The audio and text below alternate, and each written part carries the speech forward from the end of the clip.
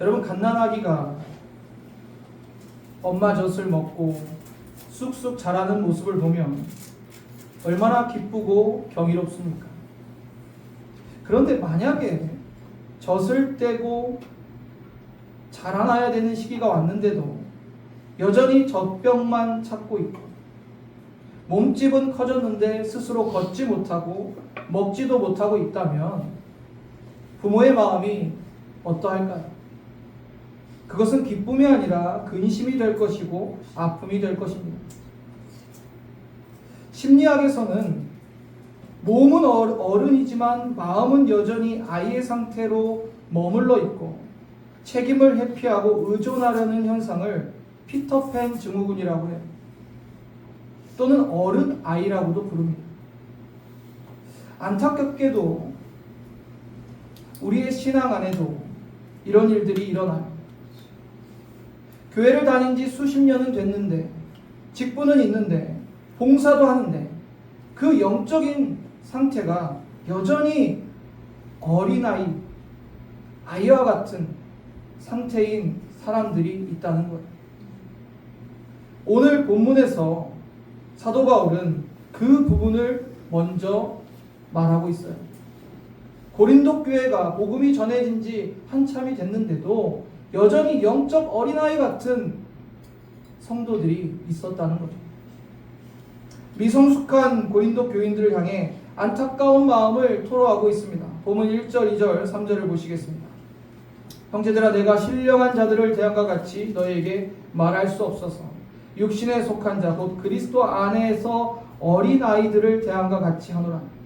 내가 너희를 젖으로 먹이고 밥으로 아니하였노니 이는 너희가 감당하지 못하였음 이거니와 지금도 못하리라. 너희는 아직도 육신에 속한 자로다. 너희 가운데 시기와 분쟁이 있으니 어찌 육신에 속하여 사람을 따라 행함이 아니리요. 당시 고린도 교회는요, 상업이 발달하고 철학과 수사학이 발달하고 화려한 경쟁 도시였어요. 남보다 우위에 서야 했고 더 지혜로워 보여야 했으며 그러한 방식들이 교회 안에도 흘러 들어왔어요. 그래서 교회 안에 사람들이 파당을 짓는 거예요. 나는 바울파다. 나는 게바파다. 나는 아볼로파다. 교회의 지도자를 중심으로 파당을 만들고 자신들이 더 우월하다라고 주장했어요. 교회 안에 갈등과 분쟁이 있었다는 거죠. 그들은 신령한 척했지만 실상은 내면에 진실한 하나님의 사랑도 없었고 형제에 대한, 이웃에 대한 사랑도 없었습니다. 교인들 중에 신령한 척은 했지만 특정 지도자를 추앙하고 파당을 형성하고 자신의 우월감을 자랑하면 그것이 신령한 자, 성령님에 속한 성령을 따르는 자들의 모습입니까? 그들에게 신령한 자의 모습은 찾아볼 수가 없었어요. 여러분, 교회 안에서는요, 오직 십자가의 방법만이 있어야 돼요. 십자가는 본질적으로 인간의 모든 자랑과 경쟁을 버리는 것입니다. 십자가 앞에서 우리가 자랑하고 내세울 게 아무것도 없어요. 하나님의 방법인 십자가 앞에서 우리가 우리의 방법으로, 우리의 노력으로 구원받을 수 있는 길이 하나도 없음을 우리는 깨닫지 않습니까? 오직 하나님의 은혜만을 나타내는 거예요. 그러니 교회 안에서는요, 자신을 드러내고 내세우고 자랑할 게 하나도 없어요. 우리는 십자가 앞에서 그 어느 것도 말할 게 없습니다. 오직 하나님의 은혜입니다라고 고백하게 되는 것이 교회의 모습일 줄로 믿습니다. 그런데 고린도 교회는 이 본질을 놓치고 있었어요. 영적 수준이 유아적 상태에서 머물러 있었습니다. 사랑과 배려, 겸손과 섬김은 없고 서로 자랑하고 분쟁하고 파당을 만들어서 십자가에서 멀어져가는 모습으로 교회 안에 살아가고 있었어요. 여러분, 우리의 영적 성숙의 잣대가 무엇입니까? 십자가예요, 십자가. 얼마나 여러분이 십자가를 붙들고 살아가는지, 얼마나 여러분이 십자가의 방법으로 신앙생활하고 있는지가 그 기준이고 잣대가 되는 거예요. 여러분 십자가 앞에서 내 자아가 산산이 깨어지셨습니까? 아멘은 하지만 지식적으로 알지만 십자가 앞에서 내 자아가 해체가 되지 않아요. 내 자아가 깨지질 않아요. 하나님의 뜻이 분명하고 하나님의 인도하심이 분명해도 따르지 않고 순종하지 않습니다. 여전히 내 주장을 하고 내 생각을 내세요. 그게 우리 신앙 생활하는 성도들의 바른 모습일까요? 여러분 흙탕물이 가득한 컵이 있어요. 그 컵에 맑은 물을 채우려면 어떻게 해야 됩니까? 흙탕물을 버려야죠. 비워내는 작업이 필요해요. 우리는 십자가 앞에서 비워내야 돼요. 내 생각도 비워내고 내 자아도 비워내고 다 비워내야 돼요. 비워내지 않으니까 계속 시기하고 자랑하고 주장하는 거예요. 영적 성숙을 가늠하는 기준은 무엇이라고요? 십자가예요. 사랑하는 성도님들, 여러분의 십자가 앞에서 여러분의 자아가 죽으셨습니까? 내 자아가 죽지 않고 예수님을 따를 길은 없어요. 없어요. 없는데도 마치 다른 길이 있는 것처럼 내 자아는 여전히 살아있으면서 내가 주님을 따른다고 외치고 있어요. 그 모습을 보는 사도 바울의 그 심정이 얼마나 안타깝고 답답했겠어요. 저도 마찬가지더라고요. 목사가 되고 보니 여전히 내 자아가 강한데도 입으로는 내가 주님을 따른다고 외치는 성도들이 있어요. 그런 자아를 가지고 비워내지 않고 주님을 따를 길이 없는데도 나는 따르고 있습니다. 나는 잘하고 있습니다. 난 내 신앙 잘 지키고 있습니다. 라고 말은 하세요. 여러분 그건 진짜가 아니에요. 착각입니다. 착각. 여러분 내 자아가 해체되지 않고 죽지 않고 십자가 지고 예수님 따를 길이 없어요. 본문 5절, 6절, 7절을 보시겠습니다. 그런즉 아볼로는 무엇이며 바울은 무엇이며 그들은 주께서 각각 주신 대로 너희로 하여금 믿게 한 사역자들이니라. 나는 심었고 아볼로는 물을 주었을 때 오직 하나님께서 자라나게 하셨나니. 7절에 그런즉 심는 이나 물 주는 이는 아무것도 아니로되 오직 자라게 하신 이는 하나님 뿐이니라. 여러분 교회 지도자들이요 사람들한테 추앙받고 칭찬받고 높임받을 이유가 하나도 없어요. 그런데 여러분 주위에 이렇게 보시면 사람들은 어떤 교회 가요? 대부분 유명한 목사님 교회 가요. 목사가 유명하면요 교회가 빨리 부흥하더라고요. 그런데 여러분 잘 생각해 보세요. 목사가 유명해야 될 이유가 있을까요? 목사 스스로 유명해지고 싶었을까요? 그게 아니라 오늘 고린도 교회 모습처럼 사람들이 그렇게 만들었어요. 목사를 자꾸 높이고 추앙하고 우리 목사님 하면서 목사는 무명해지고 예수님만 유명해지시면 됩니다.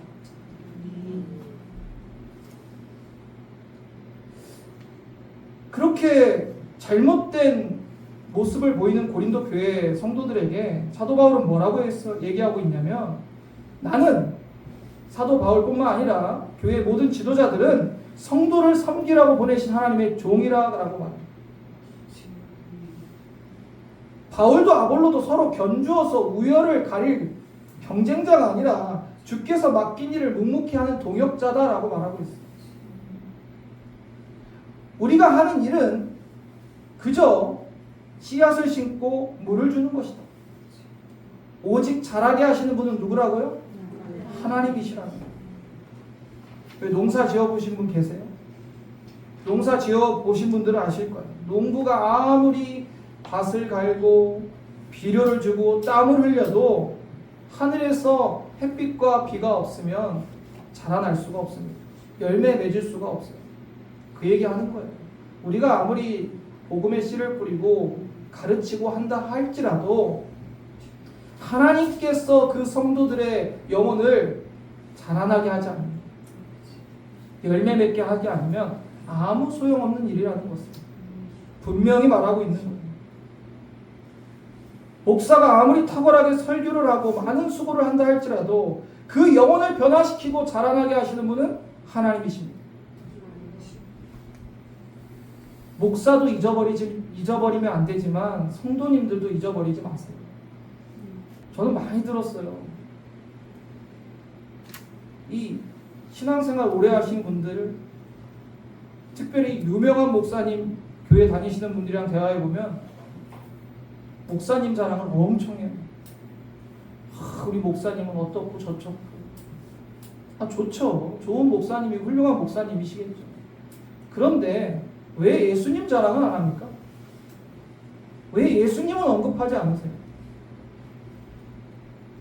그래서 성도들이 누군가를 만나서 신앙의 이야기를 할 때 예수님 이야기하기도 전 시간이 부족할 것 같아요.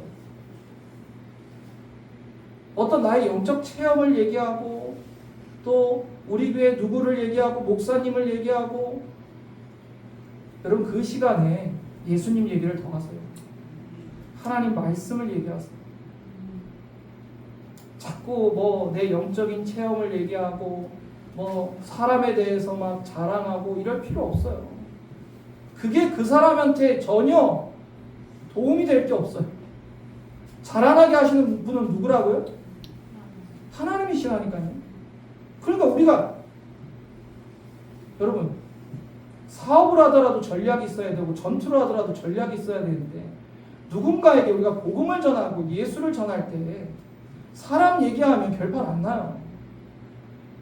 내 경험 얘기한다고 결판 나는 게 아니에요. 하나님 말씀으로 이야기해야 되고 예수님을 전해야 됩니다. 자, 이제 사도 바울은요, 하나님의 집을 짓는 건축자라고 말해요. 누가? 우리 성도들이. 그리고 경고의 말을 하는데, 오늘 12절 13절 먼저 보시면 같이 읽어볼까요? 만일 누구든지 금이나 은이나 보석이나 나무나 풀이나 집으로 이 터를 세우면 각 사람의 공적이 나타날 터인데, 그날이 공적을 밝히리니 이는 불로 나타내고 그 불이 각 사람의 공적이 어떠한 것을 시험할 것입니다. 14절 15절 또 읽어보겠습니다. 만일 누구든지 그 위에 세운 공적이 그대로 있으면 상을 받고 누구든지 그 공적이 불타면 해를 받으리라. 그러나 자신은 구원을 받을 때 불 가운데서 받는 것 같으리라. 아멘. 오늘 본문을 보면 교회의 기초와 터는 무엇이라고 말하고 있어요? 예수 그리스도. 예수 그리스도라는 이 기초 위에 금이나 은이나 보석으로 건축하래. 나무나 풀이나 집으로 세우면 주님의 날에 불시험을 받을 때 다 타서 사라져 버릴 거라는 거예요. 그럼 아기 돼지 삼형제 이야기 아세요? 그거 모르시는 분 없을 것 같은데, 아기 돼지 삼형제가 집을 짓죠. 첫째는 뭘로 져요? 지푸라기 같은 집을 져요. 그 둘째는 뭐로 줍니까?